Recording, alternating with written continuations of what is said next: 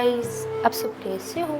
उम्मीद करती हूँ मस्ती होंगी। मैं प्रिया राज पुरोहित आप सभी का स्वागत करती हूँ मेरे YouTube चैनल परी की डायरी में।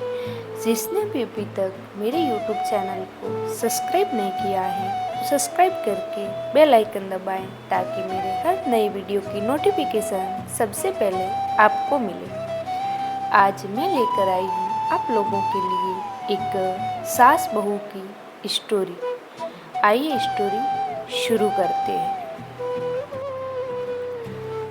मम्मी जी, जब आप मेरे पीछे से मेरा कमरा चेक कर ही चुकी हैं तो फिर भला अब क्यों पूछ रही हैं कि मेरे पास ये सामान है या नहीं है? मधु ने कहा तो उसकी बात सुनकर कमला जी पहले तो झेंप गई, फिर चिढ़ते हुए बोली, अच्छा तो अब तुम मुझ पर यह इल्ज़ाम लगा रही हो कि मैं तुम्हारे पीछे से तुम्हारे कमरे की ताक झांक करती हूँ। अरे मुझे क्या पड़ी है ये सब करने की? कमला जी ने कहा। अच्छा मम्मी जी, फिर आपको कैसे पता चला कि मेरी अलमारी में ये सब सामान रखा हुआ था? मैंने तो अभी तक किसी को कुछ नहीं कहा। मधु ने अचानक सवाल किया तो हॉल में खामोशी पसर गई। अचानक आए इस सवाल से तो खुद कमला झेप गई।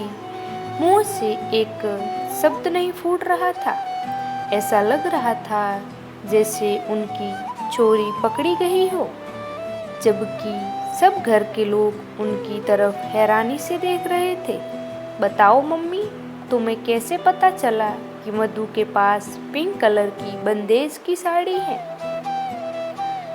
जबकि मैंने तो वो साड़ी मधु को कल रात को ला कर दी थी और सुबह मधु आपके मंदिर से आने से पहले ही ऑफिस चली गई थी।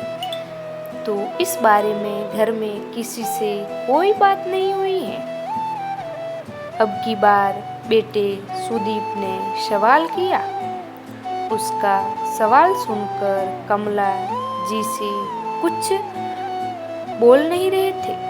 तभी उनके पति श्रवण जी बोले, अरे अब कुछ बोलोगी या यूं ही खड़ी रहोगी? तुम्हें कैसे पता कि बहू की अलमारी में क्या सामान रखा है? मैं बताती हूँ पापा जी।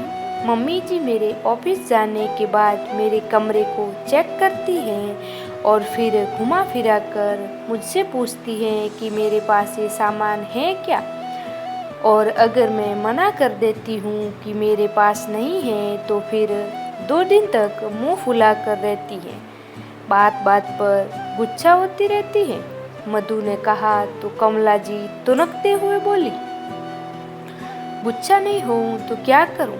मेरे ही घर में कोई नया सामान आ रहा है और मुझे पता तक नहीं चलता। अरे कम से कम घर के बड़ों को पता तो होना चाहिए ना कि क्या सामान आ रहा है। अब देखो ना, हमारे घर में तो सूट तक नहीं चलते हैं, लेकिन हमारी बहू इतनी बड़ी छुपी रुस्तम है कि अपने कमरे में नाइटी तक पहनती है और इतनी तेज है कि उसे धोकर भी अपने ही कमरे में सुखाती है ताकि हमें पता ही नहीं चले। बस करो, तुम क्या बोले जा रही हो? अरे जो भी करती है अपने कमरे में करती है, तुम्हें उससे क्या समस्या है? श्रवण जी बोले, क्यों समस्या नहीं होगी मुझे? ये खुद तो चुप चुप के काम करती है, ये सही है। मेरे बेटे को भी उसने अपने जैसा बना लिया है। अब वो तक मुझे नहीं बताता। कमला जी की बात सुनकर सुदीप झेप गया और बस इतना ही बोला, मम्मी अब मैं शादीशुदा हूँ, क्या मैं अब आपको अपने कमरे की बातें भी आकर बताऊँगा? और इतना कहकर वह अपने कमरे में चला गया।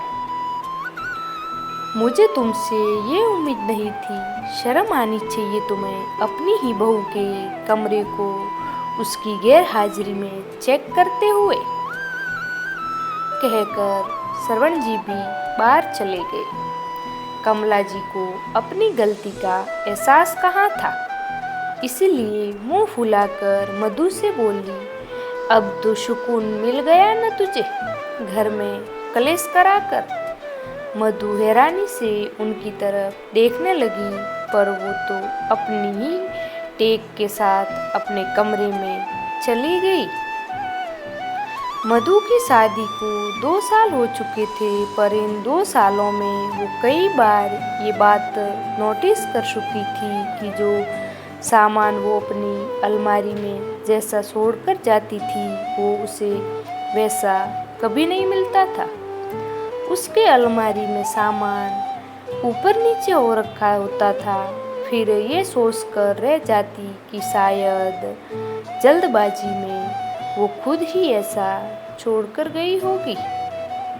लेकिन फिर उसके बाद कमला जी के जो सवाल आते थे, उसे सुनकर वो हैरान रह जाती थी। कई बातों से उसे लगता था कि मम्मी जी तो कहीं ऐसा नहीं करती, पर बोले कैसे, इसीलिए चुप रह जाती।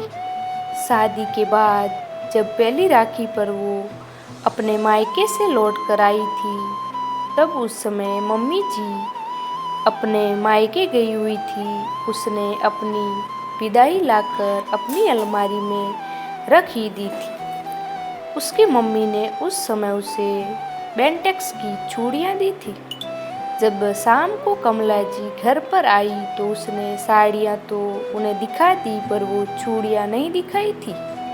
लेकिन 2-3 दिन बाद अचानक कमला जी ने कहा, बहू, भला अपनी बेटियों को सोने की परत वाली चूड़ियाँ कौन देता है? इसके बदले तो सोने की चूड़ियाँ ही दे देनी चाहिए थी। अचानक कमला जी ने कहा तो मधु हैरान होकर उनकी तरफ देखने लगी, पर उसे याद नहीं आ रहा था कि उसने वो चूड़ियाँ कब उन्हें दिखाई थी।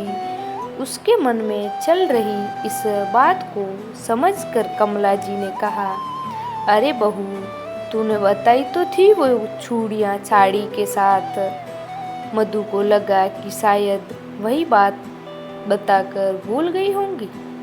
अक्सर उसे कमला जी की बातों से यही शक होता था कि वो उसकी पीठ पीछे उसकी अलमारी को चेक करती हैं। और ये शक तब यकीन में बदल गया जब एक दिन वो ऑफिस से घर आई तो कमला जी नाराज बैठी हुई थी। उसने पूछा तो कमला जी ने बिफरते हुए बोली, बहू, तुम नाइटी कब खरीद कर लाई? हमारे यहाँ तो कोई सूट भी नहीं पहनता और तुम हो कि नाइटी पहन रही हो, वो भी हमारी मर्जी के खिलाफ। पता नहीं हमारी पीठ पीछे क्या क्या करती थी। मम्मी जी, आपको कैसे पता? मधु ने धीरे से कहा। उसका सवाल सुनकर कमला जी चकपकाते हुए बोली, पता नहीं चलेगा क्या? मेरे ही घर में तो तुम ये हरकतें करती हो, अपने कमरे में ही धोकर सुखाती हो, पता नहीं चलेगा मुझे? और बात को वहीं ख़त्म कर दो। अपने कमरे में चली गई। लेकिन मधु को अच्छे से याद था कि आज उसने नाइटी धोकर नहीं सुखाई है। वह अपने कमरे में गई थी और सच में उसने नाइटी धोकर नहीं सुखाई थी। उसने शाम को सुदीप से कहा तो सुदीप इस बात को मानने को तैयार ही नहीं था।